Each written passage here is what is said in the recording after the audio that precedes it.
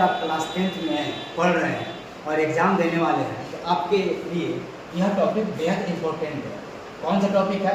अर्थव्यवस्था का प्रकार। अर्थव्यवस्था को तीन भागों में बांटा गया है।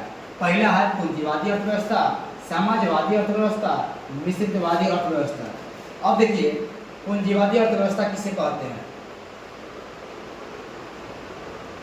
पूंजीवादी अर्थव्यवस्था उस अर्थव्यवस्था को कहते हैं जिसका मालिक स्वयं होता है, कोई निजी व्यक्ति होता है।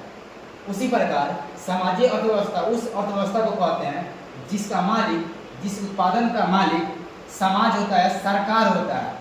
जिसका मालिक कोई व्यक्ति होता है, निजी व्यक्ति होता है पूंजीवादी, सरकार होता है समाजवादी। और पूंजीवादी और समाजवादी अर्थव्यवस्था का जब मर्ज कर देते हैं तो बन जाता है मिश्रितवादी अर्थव्यवस्था। तो आइए इस आधार पर हम सवाल कुछ जानते हैं। पहला सवाल है कि पूंजीवादी अर्थव्यवस्था के अंतर्गत कौन सा देश आता है? पहला ऑप्शन है अमेरिका, दूसरा भारत, तीसरा है चाइना और चौथा है इनमें से कोई नहीं। तो पूंजीवादी का मतलब बताया गया निजी व्यक्ति। तो निजी व्यक्ति कौन आता है? तो अमेरिका, ऑप्शन नंबर ए। मिश्रित अर्थव्यवस्था किसके अंतर्गत आता है? तो मिश्रित अर्थव्यवस्था के अंतर्गत भारत देश आता है, इसका ऑप्शन हो जाएगा सी।